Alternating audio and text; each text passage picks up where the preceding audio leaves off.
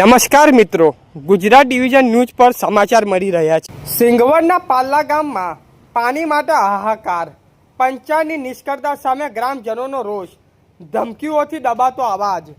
દાહોદ જિલ્લાના સિંગવડ તાલુકાના બારેલા ગ્રુપ ગ્રામ પંચાયત હેઠળ આવતા પાલ્લા ગામ નાયક ફળિયામાં છેલ્લા 5 વર્ષથી પાણી જેવી મૂળભૂત સુવિધા માટે ગ્રામજનો તરસી રહ્યા છે। અનેકવાર રજૂઆત છતાં કોઈ કામ ન થતાં સ્થાનિક લોકોમાં ભારે રોષ ફેલાયો છે। ગામમાં પીવાનું પાણી મેળવવા માટે લોકો જીવના જોખમે ખંડેર હાલતમાં આવેલા કૂવામાંથી ઉતરી દોરડા વડે પાણી ખેંચે છે। કૂવા પાસે કોઈ સુરક્ષા વ્યવસ્થા કે ચંતર ન હોવાથી કોઈ મોટી દુર્ઘટના ન બને તો તેની સંપૂર્ણ જવાબદારી કોની રહેશે તેવો સવાલો ઉઠી રહ્યો છે। આ મામલે જાગૃત નાગરિક બારિયા વનરાજકુમાર જસવંતસિંહ દ્વારા વારંવાર અવાજ ઉઠાવવામાં આવ્યો છે, પરંતુ સમસ્યાનો ઉકેલ લાવવાના બદલે તેમને સરપંચ વનકર દાનાભાઈ અને ડેપ્યુટી સરપંચ તરીકે કાર્યરત જસવંતભાઈ બાબુભાઈ તરફથી ધમકીઓ આપવામાં આવતી હોવાના ગંભીર આક્ષેપો સામે આવ્યા છે।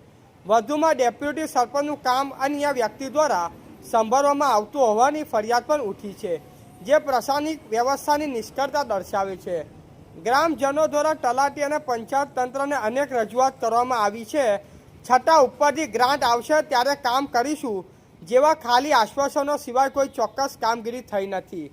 વર્ષો સુધી ગ્રાન્ટની રાહ જોવી પડે તેવું કહીને ગામને મૂળભૂત સુવિધાથી વંચિત રાખવું અત્યંત શરમાજનક બાબત છે।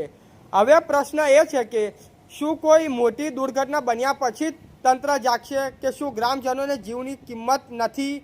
સંબંધિત અધિકારીઓ તાત્કાલિક તપાસ કરી જવાબદાર લોકો સામે કડક કાર્યવાહી કરે અને ગ્રામમાં તાત્કાલિક પાણીની વ્યવસ્થા ઊભી કરે તેવી ગ્રામજનોનો જોરદાર માંગ છે।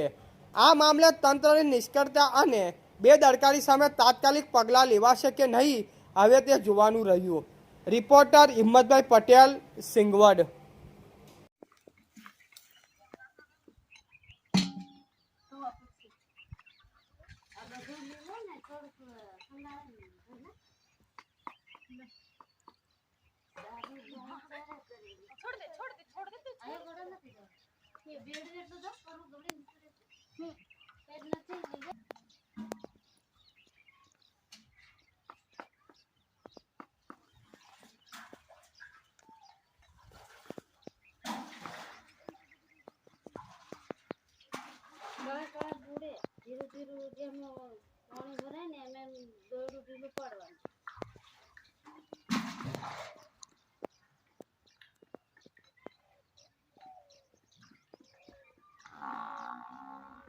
તરીકે હું દરખાસ્ત આપું છું અને આ લોકોની બાહેદરકારી હું લેવા માગું છું।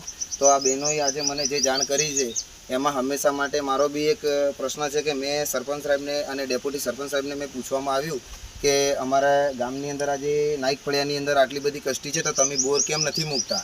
આજે 2-3 દિવસ પહેલાં બોર આવ્યા હતા તો અમને એવું કહેવા માગ્યું કે ભાઈ બારેલાની અંદર આજે 2 થી 3 બોર મૂકવામાં આવ્યા છે, પાલ્લામાં એક જ મૂકવામાં આવ્યો છે। તો મારું એટલું કહેવું હતું કે આના પાલ્લાની અંદર તમે જે નાઈક ફળિયાની અંદર જ્યારે બોરની જરૂર છે તો તમે આજે 50-55 વસ્તીની અંદર તમે પાણી આપો। તમે જ્યાં તમારે 2 વસ્તુ મૂકેલી છે, લોકોના ઘેર કૂવા છે, લોકોના ઘેર 2-2 બોર છે, તમે ત્યાં મૂકવાની શું જરૂર છે?